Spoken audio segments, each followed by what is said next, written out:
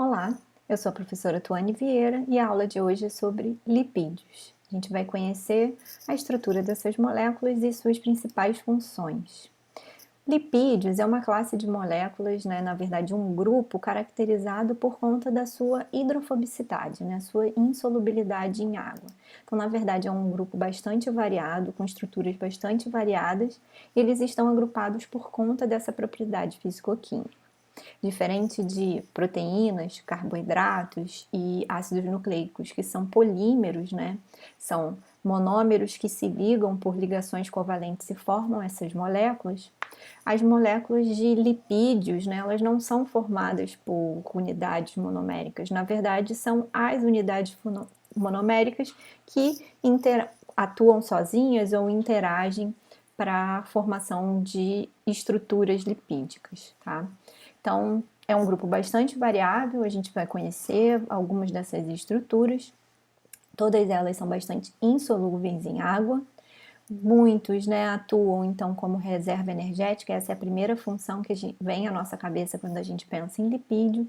São importantes para originar alguns hormônios, são agentes emulsificantes, atuam como pigmentos, são os principais constituintes das membranas, seja membrana plasmática, seja as membranas internas, de organelas, estão envolvidos com transporte de elétrons, sinais intracelulares, enfim, várias funções, que estão relacionadas com essas propriedades, Essas propriedades e a maneira como essas moléculas se comportam em solução vão depender daquilo que a gente já falou bastante, que é o chamado efeito hidrofóbico. Então, no efeito hidrofóbico, a gente tem moléculas que são hidrofóbicas, que são apolares, essas são moléculas que tendem a se juntar numa solução aquosa. Isso porque é muito mais porque elas não gostam da água do que porque elas se gostam muito, É por uma questão de entropia, Como tudo na vida. A gente lembrando lá, tem uma camada de solvatação em volta de cada molécula, que é uma água estruturada. Essas moléculas, se elas se unirem, elas vão ter uma menor camada de solvatação, a gente vai ter uma maior entropia da água, uma maior entropia do nosso solvente, Então, entropicamente, o efeito hidrofóbico ele é bastante favorável e é dirigido, pela entropia. E isso a gente pode ver melhor, por exemplo, nessa simulação a seguir. Então, aqui a gente tem uma simulação, de moléculas de água misturado com moléculas de óleo, na verdade, tem a molécula pentano, que é hidrofóbica. A simulação começa com essas moléculas de pentano distribuídas aleatoriamente nas 3 dimensões, nessa caixa d'água. E iniciando essa simulação, a gente vai observar qual vai ser a tendência dessas moléculas, permanecerem aleatoriamente distribuídas ou não.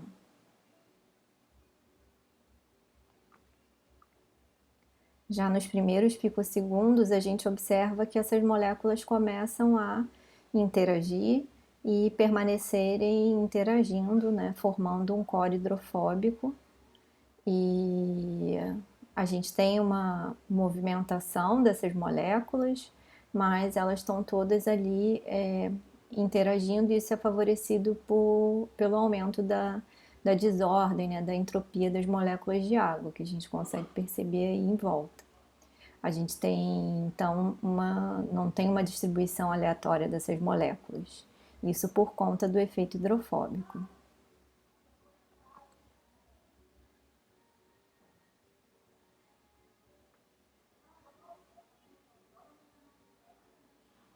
A gente observa moléculas, principalmente que estão ali no contato com a água saindo, interagindo com o core hidrofóbico, dissociando, associando.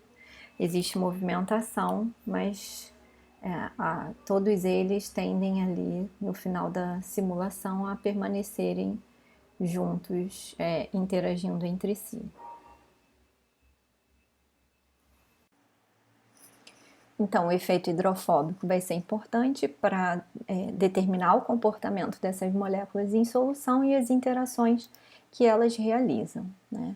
Essas moléculas, né, elas são, sim, né, estruturalmente bastante diversas e elas podem ser encontradas em diferentes categorias, né? Essas categorias, elas podem, a gente vai apresentar aqui algumas delas, né? Mas vocês têm, assim como existe o PDB, que é o banco de dados de proteínas, existe um banco de dados para lipídios. Vocês podem entrar em lipidmaps.org. Lá vocês encontram todas essas categorias, várias estruturas diferentes de lipídios, suas funções, artigos científicos que foram, estão sendo publicados, protocolos.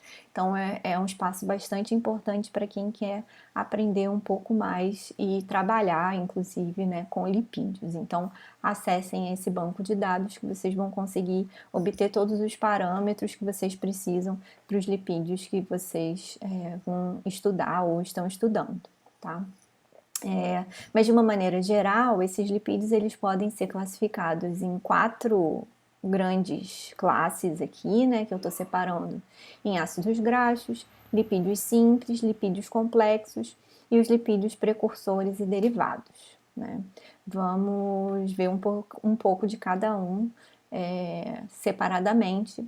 Então, em primeiro lugar, os ácidos graxos. Os ácidos graxos, eles são os lipídios mais simples, né? Eles vão servir como elemento para a construção dos outros lipídios que a gente vai apresentar, mas também, né, tem outras importantes funções, né? Composição de fosfoglicolipídios, que a gente vai ver a estrutura mais para frente. A gente pode modificar proteínas com ácidos graxos, né?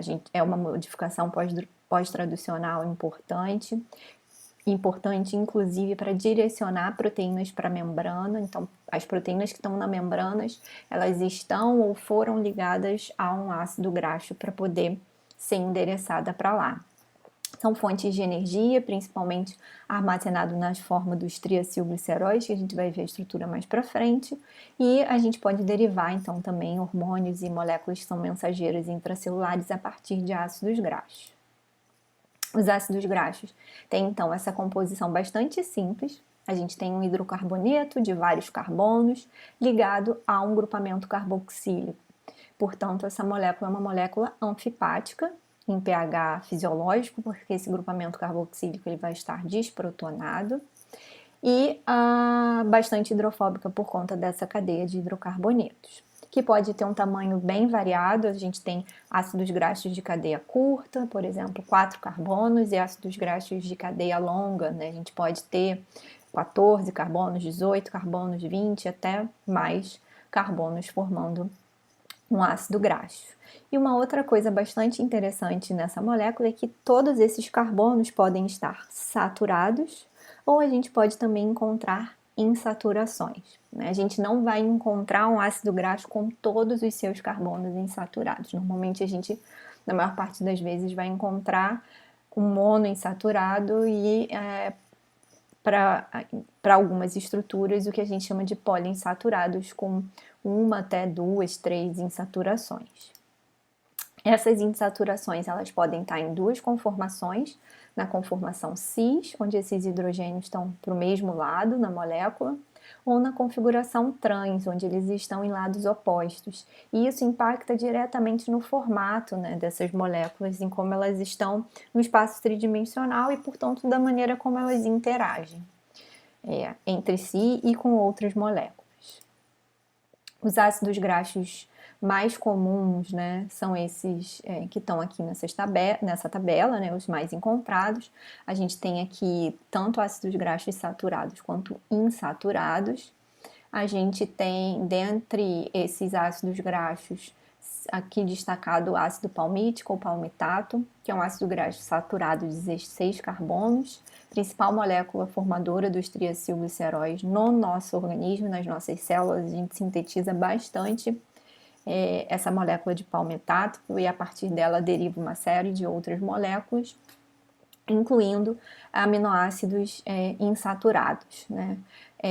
Nós não temos todas as enzimas capazes de fazer todas essas insaturações, então existem ácidos graxos, como é o caso do ácido linoleico e do linolênico, que são chamados de ácidos graxos essenciais. Então, aquela mesma lógica dos aminoácidos, são moléculas que a gente não consegue sintetizar, porque a gente não consegue fazer essas insaturações, mas existem outros organismos, principalmente vegetais, que têm essas enzimas e formam essas moléculas, então, principalmente os óleos são importantes fontes desses ácidos graxos essenciais.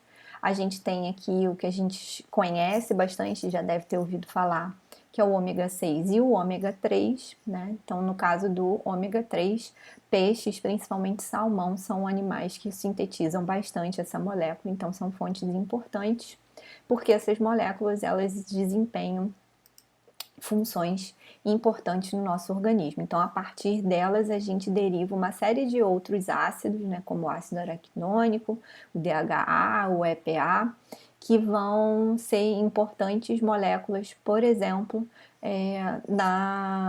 moduladores da nossa inflamação, né?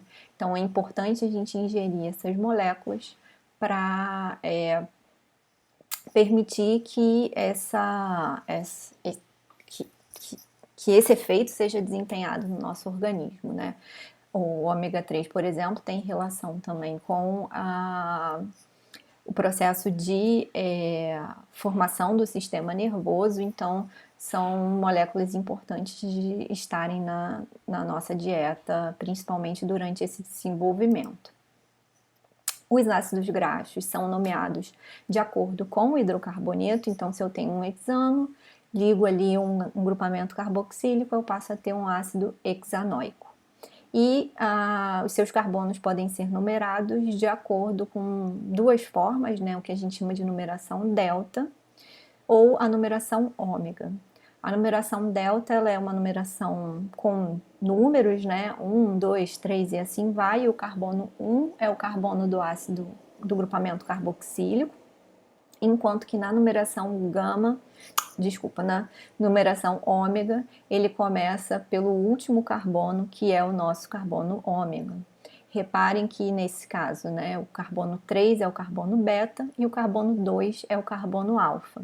Vocês vão ouvir falar bastante desse carbono beta quando estudarem metabolismo energético, um processo chamado de beta-oxidação, que é a oxidação justamente deste carbono. Então, os lipídios podem ser descritos com essas duas numerações e vai ser mais ou menos dessa maneira como está exemplificado aqui com o ácido linoleico. Então, o ácido linoleico é um ácido graxo com 18 carbonos, e por isso a gente tem aqui 18.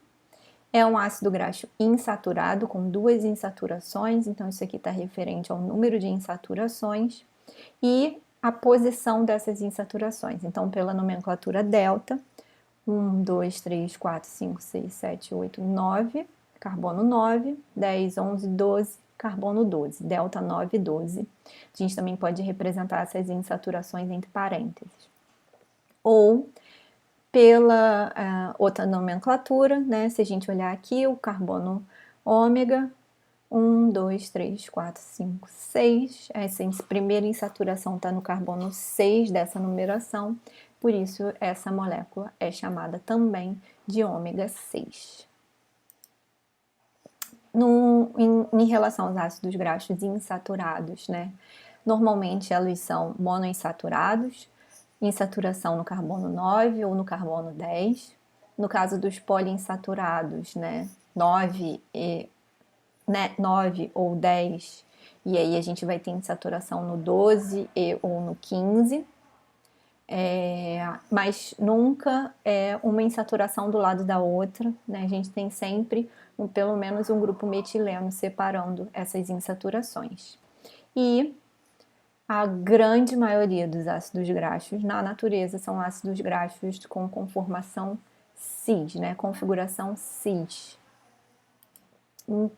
E aí, eu pergunto para vocês, né? Por que que os óleos são líquidos e as gorduras são sólidas, né? A gente geralmente chama, é tudo lipídio, mas a gente chama o que é líquido de óleo e o que é sólido de gordura, né? Isso tem relação com a estrutura desses ácidos graxos e com essas insaturações. Se a gente olhar o óleo de oliva, que é líquido, a gente tem principalmente ácidos graxos de 16 a 18 carbonos insaturados. Uma pequena quantidade de ácidos graxos saturados de cadeia curta e uma proporção pequena também de ácidos graxos saturados de cadeia longa. Enquanto que, no caso das gorduras, né, sólidas, por exemplo, a gordurinha lá daquela picanha, né, a gente tem uma proporção maior de ácidos graxos saturados de cadeia longa, né, em relação aos ácidos graxos de cadeia longa insaturados. Quando a gente vai para uma textura ali no meio do caminho, como da manteiga, que a 25 graus ela a gente consegue pegar ela e passar facilmente no pão. Se a gente resfria, fica dura, e se aquece muito, fica líquida, né? Mas nessa conformação aí, nessa textura intermediária, a temperatura ambiente em relação a esses outros, a gente percebe que tem uma composição mais misturada de cadeias longas saturadas, cadeias longas insaturadas e saturados de cadeia curta, né? Isso tem relação justamente com a conformação, né, dessas moléculas e a maneira como elas interagem. A tendência dessas moléculas é o que? As cabeças polares interagirem e as caudas apolares interagirem entre si. Quando a gente tem um ácido graxo saturado, essa estrutura ela fica muito mais compacta. Essas interações são principalmente, né, aí basicamente, na verdade, por interações de Van der Waals, então isso depende de distância, né, de aproximação. Se a gente olha aqui e compara nessas moléculas, né, saturados, a gente tem muito mais pontos de interação do que quando a gente tem um ácido graxo insaturado, que por conta da insaturação e da configuração cis, você tem um afastamento entre essas cadeias e, portanto, uma interação menor. E isso faz com que o ponto de fusão dessas moléculas seja diferente. Então, moléculas com mais insaturações têm um ponto de fusão menor, ou seja, em temperatura ambiente elas são líquidas, enquanto que essas outras aqui são sólidas, né? Então, quanto maior o número de insaturações, menor o ponto de fusão. Uma outra coisa que interfere nisso é o tamanho da cadeia. Quanto maior essa cadeia, mais interações eu tenho entre elas. E isso vai fazer, então, com que eu tenha uma relação direta com o ponto de fusão, né? Quanto maior a cadeia, maior vai ser esse ponto de fusão. Eu vou ter mais dessas interações, então eu vou precisar fornecer mais energia, aumentar mais a temperatura para poder fazer com que esses ácidos graxos passem do estado sólido para um estado líquido. E, Tuane, você disse que essas insaturações são principalmente, né, cis, porque naturalmente você forma ácidos graxos com insaturações nessa configuração. Então, por que se fala tanto de gorduras trans? Tem relação com essas insaturações? Sim. Então, essa configuração pode ser cis ou trans e tem relação justamente, então, com a insaturação dos ácidos graxos. Tá, então por que tomar cuidado, enfim, por que a preocupação tão grande com trans se a gente não produz essas gorduras trans? Isso porque as gorduras trans, elas estão relacionadas a um pior perfil lipídico, a uma maior incidência de doenças cardiovasculares, por exemplo. Então, maior quantidade dessas gorduras no nosso organismo traz um prejuízo para a saúde. E se elas não são produzidas naturalmente, isso significa que a gente obtém elas de algum lugar, né? E isso vai vir principalmente a partir da alimentação, de alimentos industrializados, né? Isso porque Isso porque a indústria alimentícia, ela faz bastante um processo que a gente chama de hidrogenação, que é a conversão desses ácidos graxos insaturados em ácidos graxos saturados. A vantagem é que um alimento com uma maior quantidade de ácidos graxos saturados tem, por exemplo, um maior tempo de prateleira. Esses ácidos graxos aumentam a conservação dos alimentos. Esses ácidos graxos saturados, eles também são mais palatáveis, então tem uma aderência ao consumo maior desses alimentos. Só que adicionar ácido graxo saturado num alimento sai caro se eu fizer isso a partir de uma gordura animal. É mais barato eu fazer isso a partir de uma gordura vegetal. Eu consigo ter muito mais lipídio extraído de plantação de soja do que de rebanho de gado ou de porco, por exemplo. É muito mais barato cuidar de um pé de soja do que cuidar de uma vaca. Então, é muito mais vantagem a gente gerar, economicamente mais viável, a gente gerar essas gorduras saturadas a partir de óleos, né? Então, eu pego essas gorduras insaturadas, faço esse processo de hidrogenação, que envolve calor e outras condições químicas, e com isso eu gero ácidos graxos saturados. Só que neste processo eu tenho paralelamente, a isomerização dessas ligações dupla, transformando de cis para trans. Então esse é um produto não é o alvo, né, não é o foco, mas que é produzido durante esse processo. E por muito tempo não se deu importância a isso, até que as gorduras trans começaram a ser relacionadas a essas doenças, né, a problemas de saúde, e aí alguns países passaram a banir, né, não pode ter gordura trans nesses alimentos processados, nesses alimentos industrializados, e você tem, e no Brasil você encontra isso, né, ali em cada pacotinho, o que tem naquele alimento, e tem sinalizado o quanto de gordura trans tem nele por porção. Então, se tiver abaixo de uma determinada quantidade por porção, entra ali como zero. Então, não significa que não tenha nada e que se você não consumir uma grande quantidade, você não vai consumir uma quantidade importante de gordura trans. Então, muito cuidado, né? Alimentos, como é o caso, né, desses que estão apontados aqui, batata frita, hambúrguer, nugget, pizza, aqueles salgadinhos de milho, né, são alimentos que têm uma grande proporção de gordura trans em relação aos seus lipídios, né, o seu conteúdo total de lipídios. Então, é importante que esses alimentos sejam consumidos com moderação para você evitar esses problemas futuros de saúde. Então, a gente conheceu a estrutura dos ácidos graxos e essas moléculas que estruturalmente são simples vão ser importantes para formar os outros lipídios, né? Compor a estrutura de outros lipídios que a gente vai ver nos próximos vídeos.